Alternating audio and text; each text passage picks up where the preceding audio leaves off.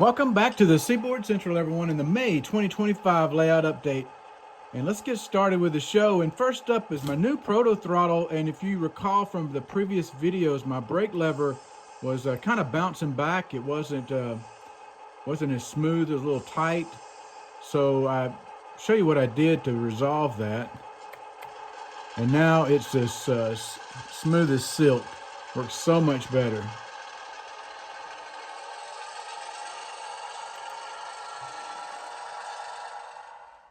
So here's what the underside of the Proto Throttle looks like. Here you see I got two rechargeable AA batteries back here. And they'll last a long time depending on how often I'm using it. I use mine a whole lot. I switch with mine all the time. So I normally get about a month and a half before I have to change them out. Now here's this brake lever right here.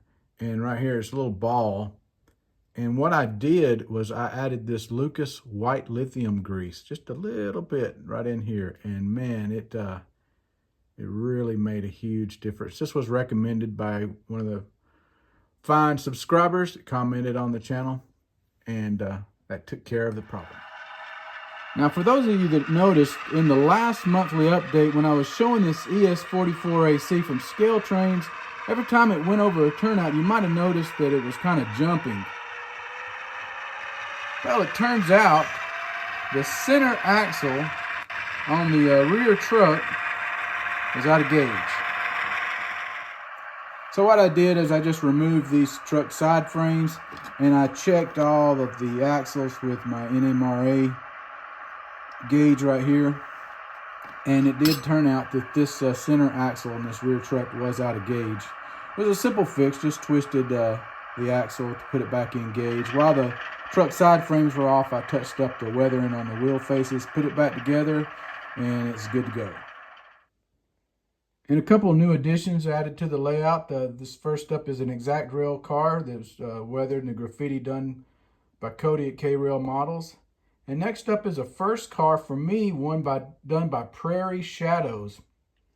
And you can see it's the same car, same kind of car that the exact rail car is, but it does have a whole lot higher level of detail to this car. And I'm going to zoom in and you can see it has the cut lever, and also something very cool that I really haven't seen is that cushion underframe.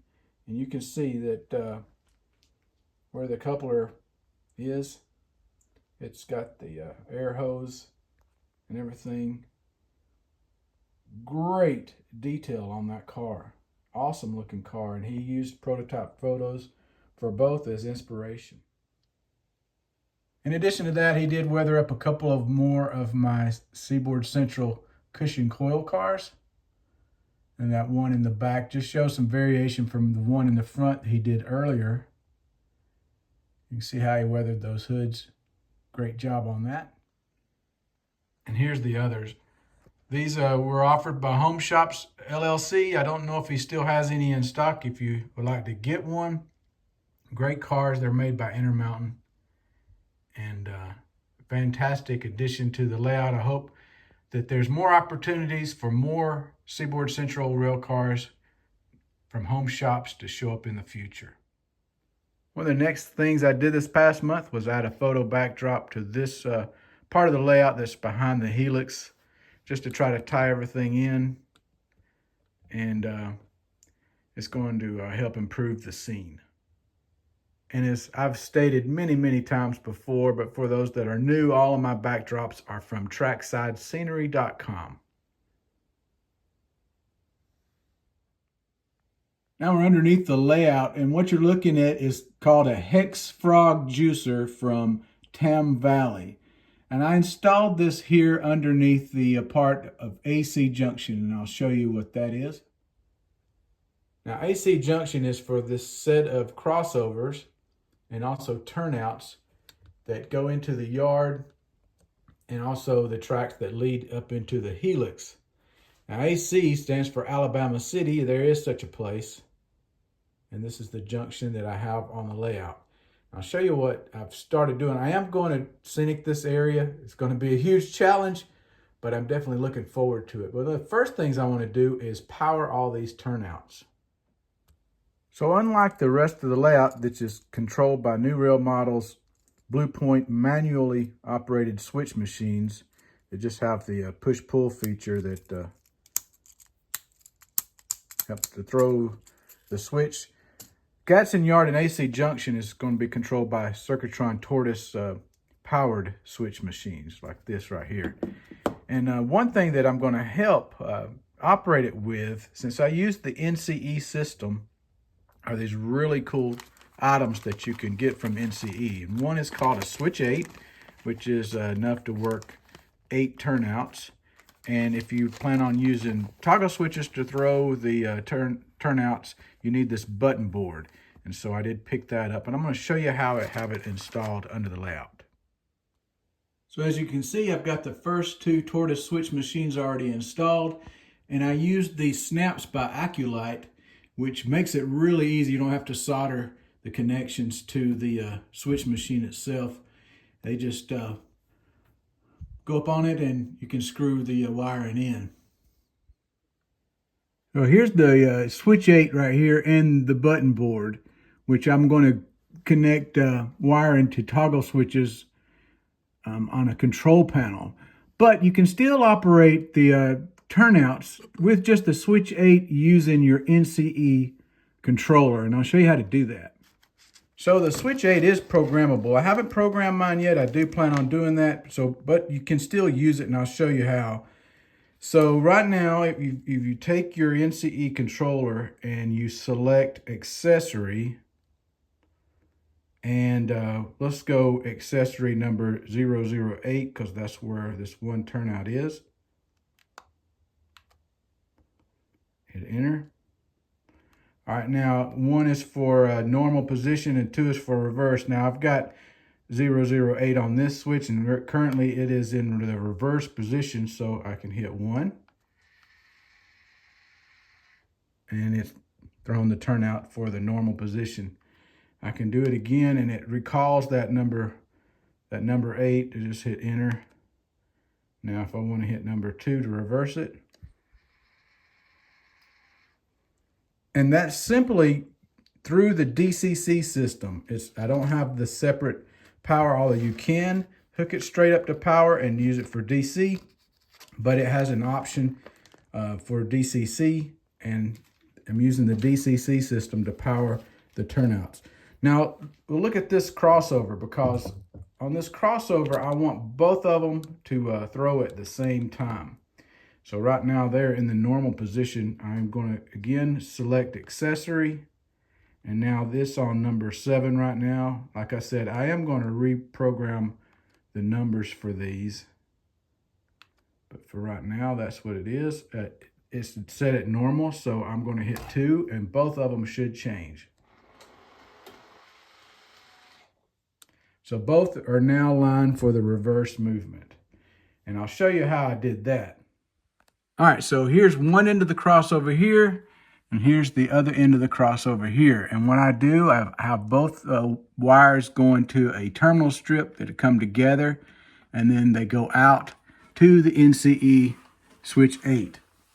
And you can see up top there's places for eight turnouts, and it starts over here 1 through 8. Now I have the 2 wires going to what I'm calling the thoroughfare switch that goes into the yard, and the next 2 wires are going to that crossover.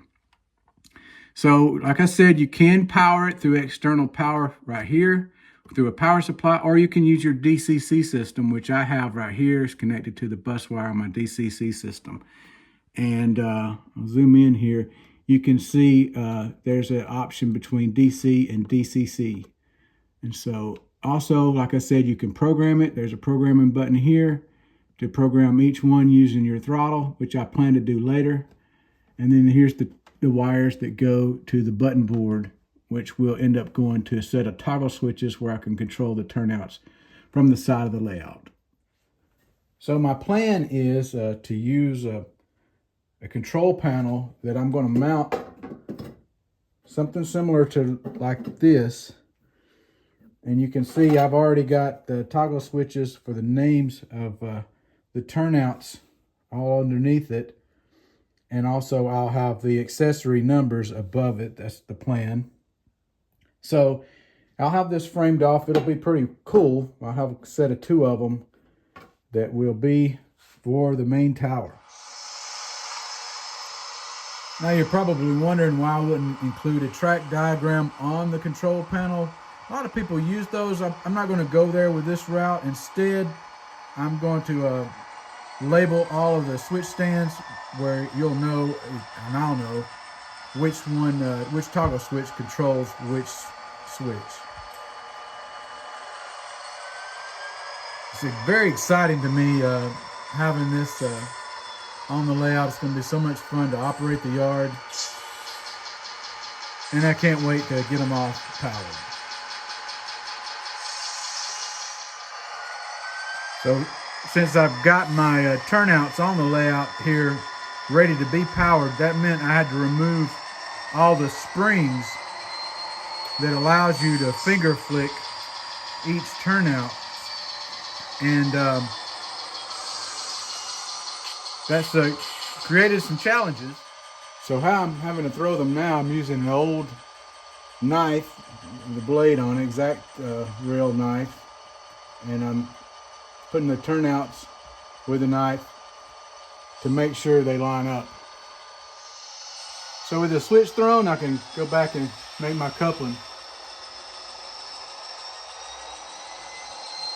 The problem is you got to really make sure those points line up this way, because it could result in a derailment if those narrow wheel treads, just like that one, pick the point.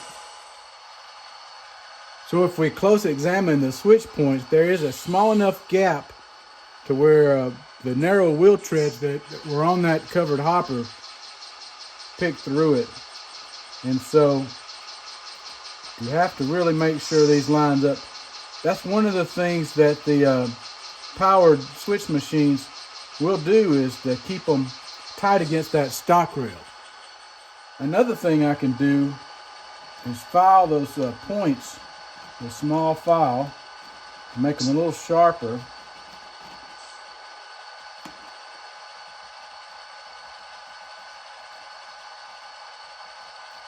They'll set up against that rail a little better.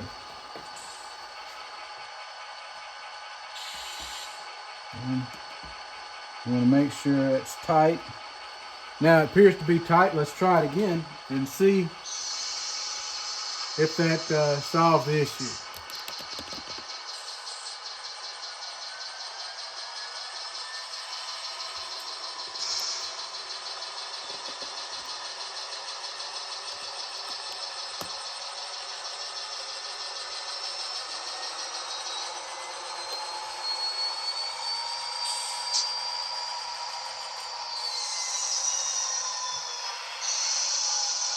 And there we have success.